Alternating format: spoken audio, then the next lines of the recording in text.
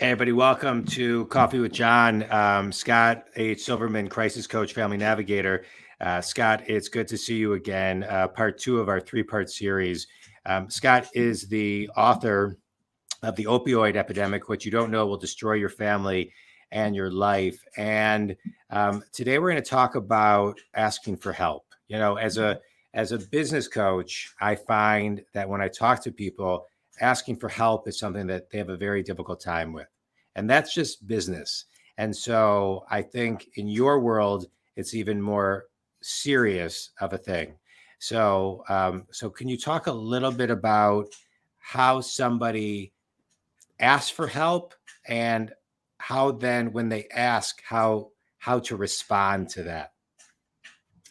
First and foremost, thanks for having me, John. Yeah. With this topic, according to a study I read, I don't know, maybe a decade ago, the idea of asking for help, three of the hardest words, think about it, in the English language is, I need help. Generally speaking, for someone to come out and verbally say that, express it out loud, they really have to be in a way that there is so much pain that there's nothing left to say other than, please pull the plug on me. I can't stand it anymore. And most people that are that far gone, they're still breathing and talking. And I really encourage families when they're at a point where they say, I don't know what to do, I need help. It's an opportunity to bring the information forward. And I was just talking to a family actually earlier today, a mom, and she said, we're trying this, we're trying that, and we're doing this, and we've done that. We want him to do this, and he won't do that. And I said, look, if your son had broken his arm, would you be sitting at the dinner table negotiating what you need to do next?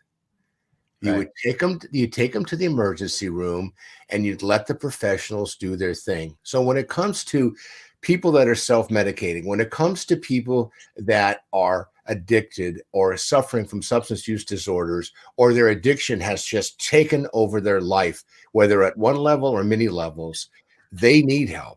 So as a person who cares about them the most important thing that you can do, in my opinion, is first get informed. When I hear families say, I think they're doing this, this, and that, I said, have you done any investigation? Have you talked to clinical experts? Have you sought information?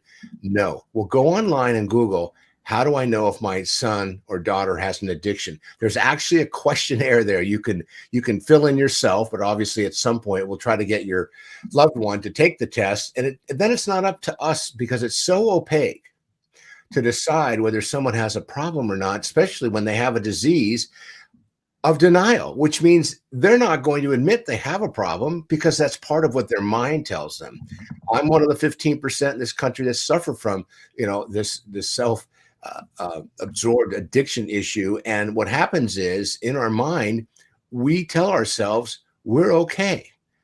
Even when things have gotten bad, we've lost family, we've lost relationships, we've lost our home, we've lost our job, we still think it's not our fault.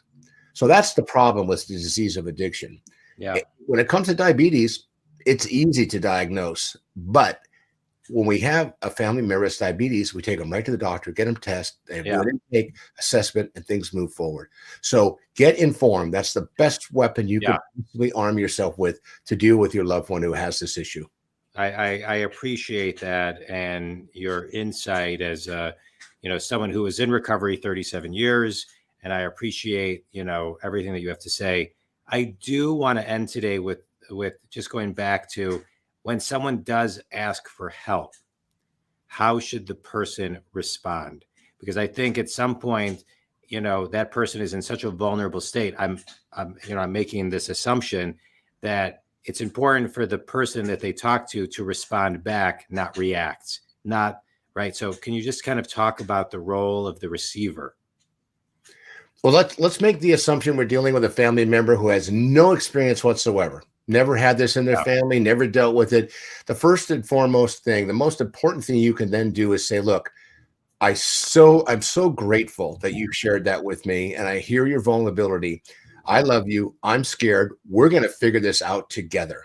Let's go online, or let me do some footwork. Let me find some options and opportunities.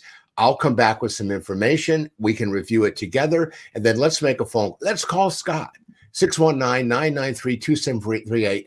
Let's call Scott and ask him what we should do next. Or, I've got a personal doctor that I love, I respect, and I care for. He's my general practitioner. Let's give her a call and find out what she says. Or let's call our rabbi, our pastor, our priest.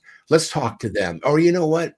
I have somebody at my company who works in the EAP, Employment Assistance Program, whose job it is to know all the great resources around. I will go to them tomorrow confidentially, say I've got a friend, and let me get some resources together. And then if you're working together, it's so much easier because now you're on a fact-finding mission versus where you're normally at, where you're fighting with the addict or the addict's fighting with you. They don't think they have a problem. You're watching them slowly die. You want to help, but can't. So when someone says, I need help, trust me, that is a game changer, and embrace that and move forward.